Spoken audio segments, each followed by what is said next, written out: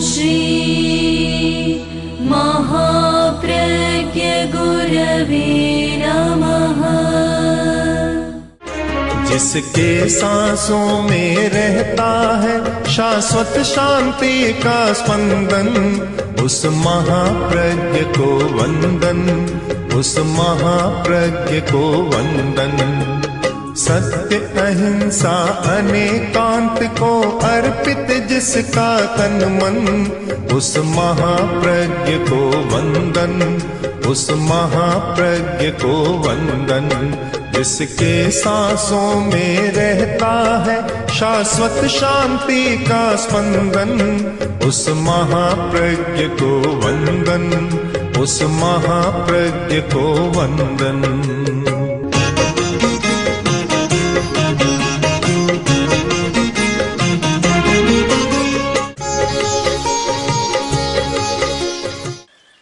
साधना का सर्वोत्तम सूत्र है भाव शुद्धि।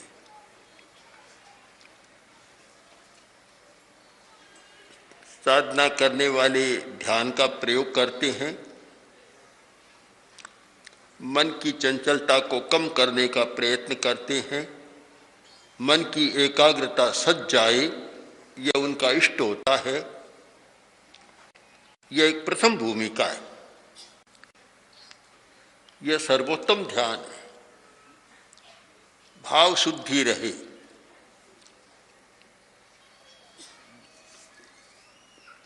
भाव शुद्धि का हेतु है भाव सत्य। भाव सत्य है तो भाव शुद्धि रहती है, भाव असत्य है तो भाव अशुद्धि रहती है। बहुत बार यह प्रश्न होता है कि यह नकारात्मक भाव क्यों आते हैं। नकारात्मक भाव भाव अशुद्धि है, सकारात्मक भाव को हम कह सकते हैं भाव शुद्धि।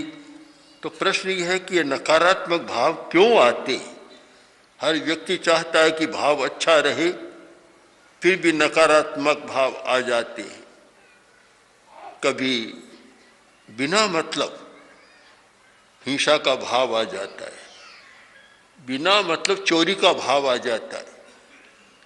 एक संपन्न आदमी जिसके पास कोई कमी नहीं है और वह दूसरे की चीज को चुरा लेता है। चुराई गई वस्तु का मूल्य चाहे 1 लाख है और उसके पास करोड़ों की संपत्ति है, फिर भी उसको चुरा लेता है। अब इस आदत का विश्लेषण करें तो हम इस निष्कर्ष पर पहुंच जाते हैं कि उसे कोई वस्तु की अपेक्षा नहीं है, किंतु भीतर का भाव शुद्ध नहीं है, उसका अंतःकरण शुद्ध नहीं है, इसलिए वह अनायास चोरी कर लेता है, बिना अहेतुक चोरी। एक चोरी वह चोर करता है जिसके पास खाने को नहीं है, गरीब है या परिवार चलाने के लिए कुछ चाहिए, विवस्था में चोरी करता है। वह तो बात समझ में आती है, भी चोरी करने का उसके सामने कारण है।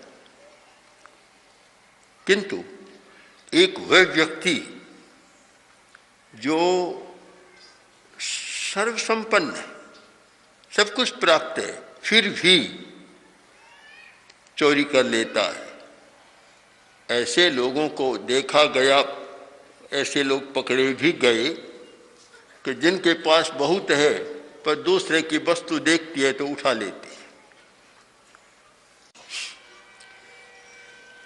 एक प्रकार का ये पागलपन है। ये पागलपन कहाँ से आता है? एक युवक को देखा,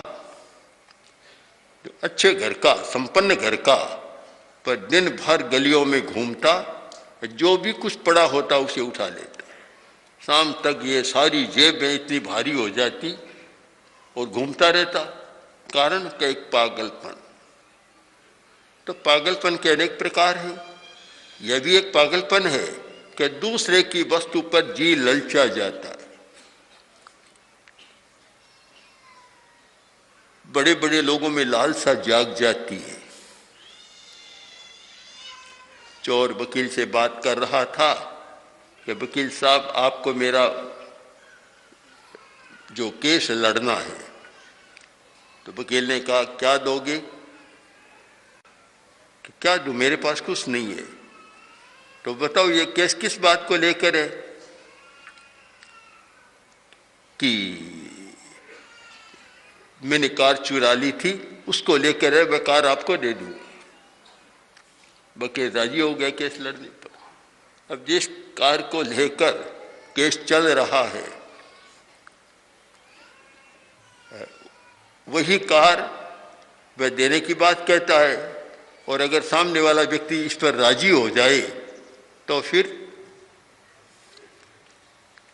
ये लगता है कि भाव शुद्धि नहीं है। यदि भाव शुद्धि हो तो अनैतिकता की बात बहुत समाप्त हो जाए। अब भाव अशुद्ध क्यों होता है? नकारात्मक भाव अकारण क्यों आता है? उसका एक कारण बतलाया कि भाव असत्य है तो भाव अशुद्ध होगा, नकारात्मक होगा, और भाव शुद्ध है तो भाव सकारात्मक होगा, भाव शुद्ध होगा। एक प्रश्न है, हर व्यक्ति धर्म की आराधना नहीं करता, धर्म को मानता है, कभी कभी जानता भी है, पर धर्म की आराधना नहीं करता। धर्म की आराधना कौन कर सकता है? कि भाव विषो ही ये बट्टमाणे जीवे अर्हंत पन्नतस्य धम्मस्य आराहणाए अभुट्ठेयी। ये जो वीतराग धर्म है, उस वीतराग धर्म की आराधना कौन करता है? कि जो भाव शुद्धि में रहता है। भाव शुद्धि में जो नहीं रहता वह वीतराग धर्म की आराधना नहीं कर सकता। यानी राग द्वेष को कम करने वाले धर्म की, अथवा जिस धर्म के द्वारा राग द्वेष को कम किया जा सकता है, उस धर्म की आराधना वह नहीं कर सकता जिसमें भाव शुद्धि नहीं है। भाव सत्य, भाव शुद्धि और धर्म की आराधना। और चौथी बात और है कि वह जो भाव शुद्धि से करता है, परलोक धम्मस्य आराहणाए अभुट्ठेयी। परलोक धर्म की आराधना कौन करता है? एक धर्म की आराधना लौकिक होती है, एक परलोक की, यानी अगले जन्म का कल्याण कौन कर सकता है? अगला जन्म मेरा अच्छा बने,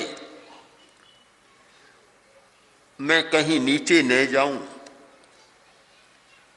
चार गतियां हैं, नरक, तिर्यंच, पशु योनि, पशु पक्षी आदि, मनुष्य और देव।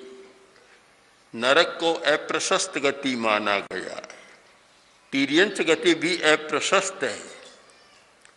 और मनुष्य में दोनों हो सकते हैं, मनुष्य में देव में भी हो सकता है, प्रशस्त और अप्रशस्त, सुगति और दुर्गति दोनों हो सकते हैं। यह सोचे कि मैं अगले जन्म में अप्रशस्त गति में न जाऊं, जो आज मैं इतना ऊंचा उठ गया, मनुष्य बन गया, मुझे धर्म का संबोध मिला है, मैं मरने के बाद उस गति में नहीं जाऊं जो नीची गति नरक या तिर्यंच है।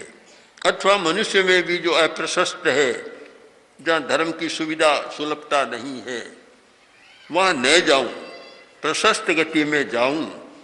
यह है परलोक का चिंतन।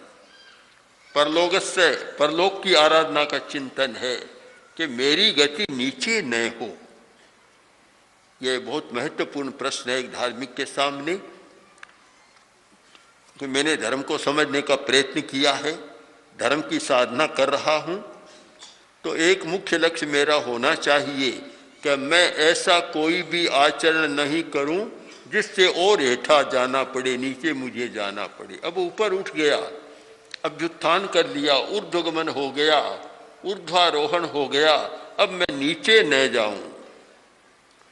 विकास के बाद अविकास की दशा में न जाऊं, इतना विकास कर चुका, अब नीचे नहीं जाऊं। यह है परलोक धर्म का चिंतन। और परलोक धर्म का आराधक कौन होता है? हम उल्टे चले कि परलोक धर्म का आराधक कौन होता है? जो वीतराग धर्म की साधना करता है, आराधना करता है। और वीतराग धर्म की आराधना कौन करता है? जिसमें भाव शुद्धि होती है। और भाव शुद्धि कहाँ से होती है? कि भाव सत्य से होती है।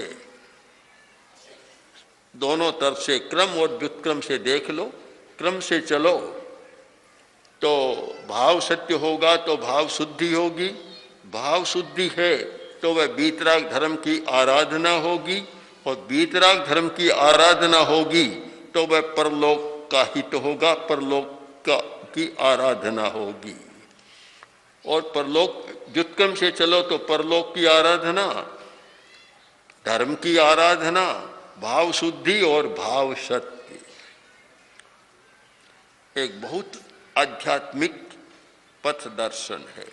कोई व्यक्ति अध्यात्म की दिशा में विकास करना चाहता है, वह चाहे और कुछ भी न करे, न श्वास प्रेक्षा का प्रयोग करे और न करे, कुछ भी न करे, करना तो पड़ेगा वह, पर भाव शुद्धि की भूमिका तक पहुंच जाए और यह रहे कि 24 घंटा में कितने घंटा मेरा भाव शुद्ध रहता है और कितने घंटों में भाव अशुद्ध बनता है, इसका विवेचन करता रहे तो भी एक अध्यात्म की ऊंची भूमिका तक पहुंच सकता है। बहुत जरूरी है यह विवेचन, पर साधारण व्यक्ति कर नहीं सकता, भाव शुद्धि की बात सोच नहीं सकता कि भाव अशुद्ध न आए, मेरा भाव अशुद्ध न हो। सामने भोजन आया और लोलुपता आ गई, भाव अशुद्ध हो गया। कोई शब्द सुना और मन में एक आकांक्षा पैदा हो गई, भाव अशुद्ध हो गया।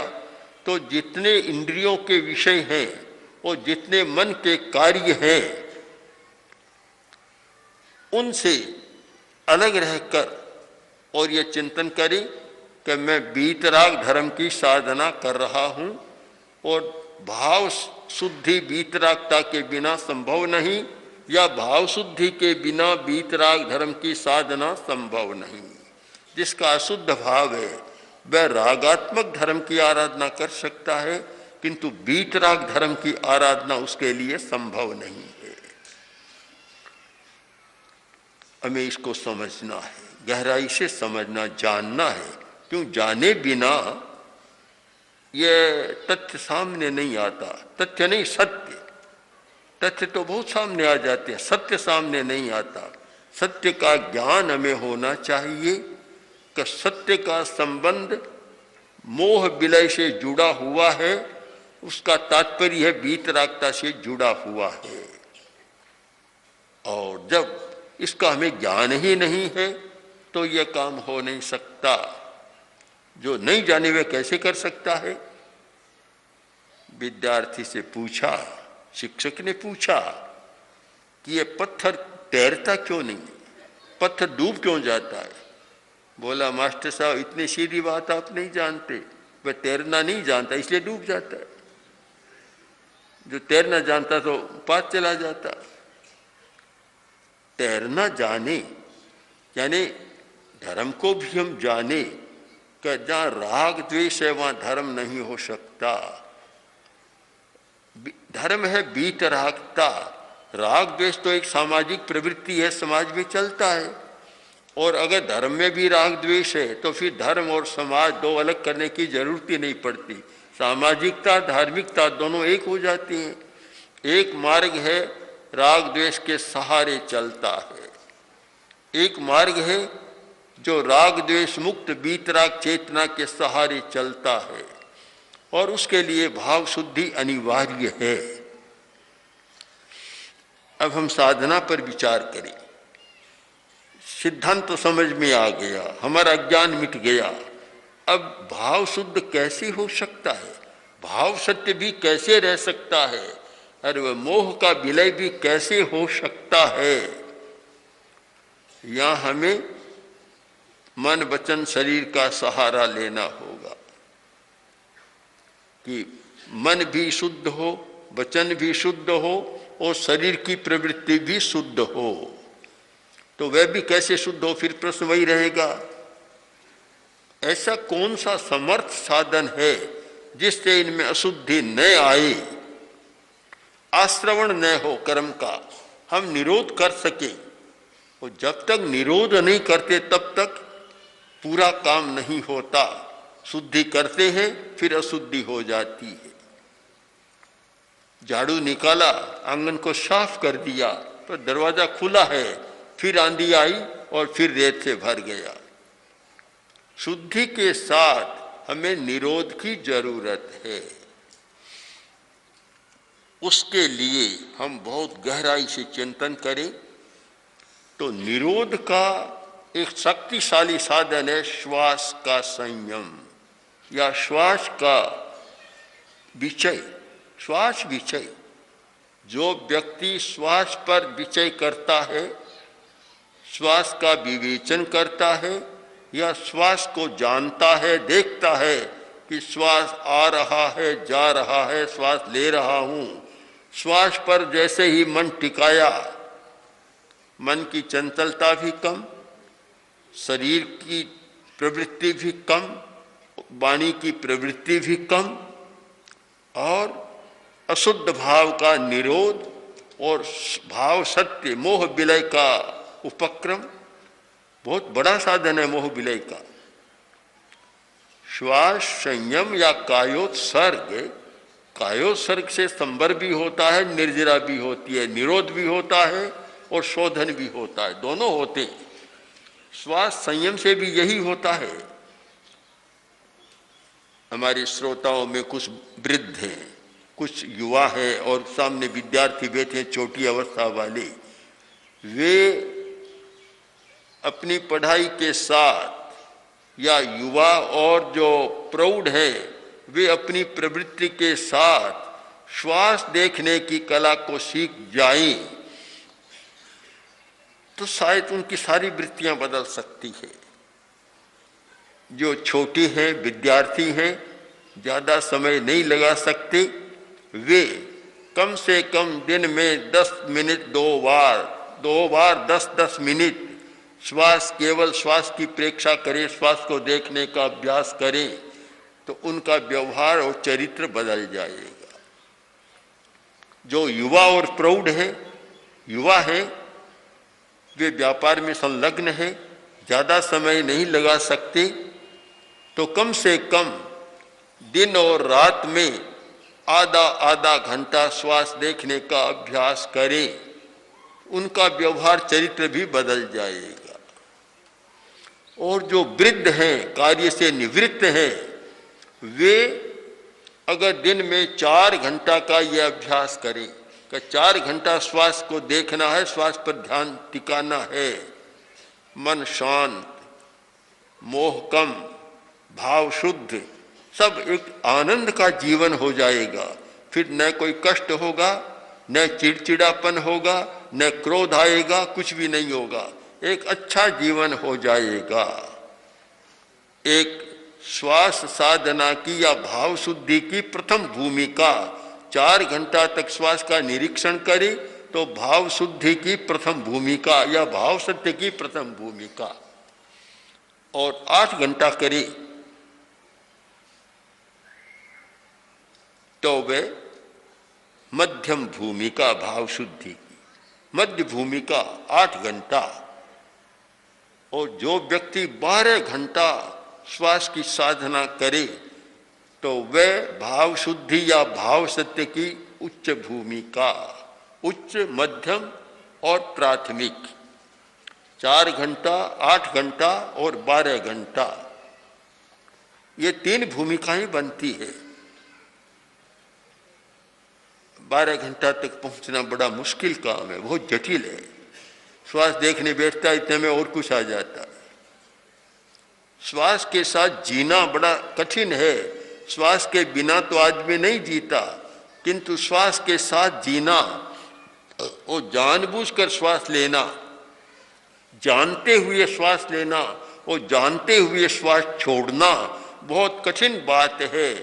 किंतु जो व्यक्ति साधना की दृष्टि से 4 घंटा का समय, माध्यमिक भूमिका में 8 घंटा और उच्च भूमिका में 12 घंटा करता है, उसके लिए तो फिर सर्वार्थ सिद्ध, बस और कुछ करने की जरूरत नहीं। सर्वार्थ सिद्धि की भूमिका है, सब प्रयोजन वहां सिद्ध हो जाते हैं। जो लोग केवल साधना की दृष्टि से नहीं सोचते और अच्छा जीवन जीने की दृष्टि से सोचते हैं, उनके लिए भी जरूरी है कि वे 1 घंटा का समय अवश्य लगाएं। 1 घंटा एक साथ नहीं लगा सके तो 2 बार में आधा आधा घंटा, और फिर भी और एक नहीं लगा सके तो 3 बार में कर सकते हैं 20-20 मिनट। 3 बार में श्वास के साथ रहें, एक नया अनुभव होगा। कोई व्यक्ति 1 वर्ष का प्रयोग करे और फिर उसको पता चलेगा कि कैसा है। तो ये प्रेक्षक ध्यान की एक भूमिका, जिसको श्वास साधना की भूमिका कहा जा सकता है। श्वास साधना की केवल कायोत्सर्ग तो होगा ही, जरूरी है श्वास के लिए, और कोई प्रयोग करने की जरूरत नहीं। केवल कायोत्सर्ग की मुद्रा में श्वास को देखते रहना, श्वास पर ध्यान केंद्रित करना, आते जाते श्वास को देखना।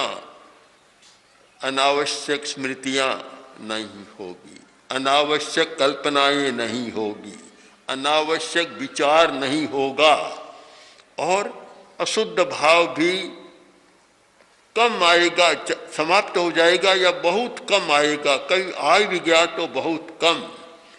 वह भाव शुद्धि का जीवन, जो एक अध्यात्म की साधना का महत्वपूर्ण प्रयोग है, वह सधेगा। पर निश्चित जानो कि कोरा जानने का विषय नहीं है, कोरा पाठ पढ़ने का यह विषय नहीं है, केवल अध्ययन का विषय, शिक्षण का विषय नहीं है। यह प्रयोगात्मक है।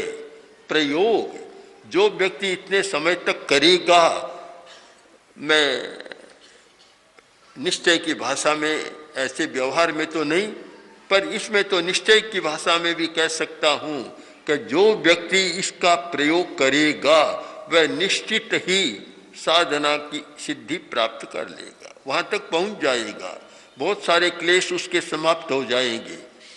जो करता भी नहीं, 10 मिनट भी नहीं लगाता, तो चाहे साधु बन गया चाहे गृहस्थ रहा, वही राग द्वेष कलह कदाग्रह, वही क्रोध अहंकार सताते रहेंगे। जो प्रश्न है भी, परलोक की आराधना कौन करता है? पुनर्जन्म, अगला जन्म होने वाला है, उसकी आराधना कौन करता है? कौन साधना करता है जिससे परलोक अच्छा हो? तो उत्तर दे सकते हो, जो वीतराग धर्म की साधना करता है। तो फिर प्रश्न होगा कि वीतराग धर्म की साधना कौन करता है? कि जिसका भाव शुद्ध होता है। तो भाव शुद्ध कैसे होता है, किसका होता है? कि जो भाव सत्य की, जिसमें भाव सत्य की शक्ति चेतना विद्यमान है। इसलिए हम भाव शुद्धि, भाव सत्य, वीतराग धर्म की आराधना और परलोक धर्म की आराधना, इन चारों पर खूब गहराई से मनन कर और एक अध्यात्म की इस भूमिका का निर्माण करें, जिससे अलग पता लगे कि ये आदमी आध्यात्मिक है, यह धार्मिक आदमी है, अध्यात्म की साधना करने वाला कितना खुश है। वदनम प्रसाद सदनम, एक सामान्य लक्षण है कि वदनम प्रसाद लक्षणम। यह देख लो कि जिसका चेहरा हमेशा प्रसन्न रहता है, जिसमें उदासी मुरझाया हुआ, चिंता शोक मग्न रहता है, तो समझ लो धर्म की आराधना नहीं कर रहा है। सबके लिए लक्षण है ये कि उसको इतना प्रफुल्ल एकदम रहना चाहिए। सदयम हृदयम, जिसके हृदय में करुणा है, दया है, तो समझ लो वह वीतराग धर्म की साधना कर रहा है। और जिसमें क्रूरता है, मानवीय व्यवहार में भी क्रूरता, दूसरों के साथ भी कठोर व्यवहार करता है, तो समझ लो वह न धर्म की साधना कर रहा है न परलोक धर्म की आराधना कर रहा है। एक बहुत स्पष्ट हमारे सामने गणित का सा प्रश्न है, दो दो चार देख लो, दो दो चार का सा प्रश्न है। इस पर खूब गहराई से चिंतन करें तो शायद अध्यात्म का रास्ता बहुत प्रशस्त हो सकेगा। ओम आर्य। ओम श्री महाप्रज्ञ गुरवे नमः।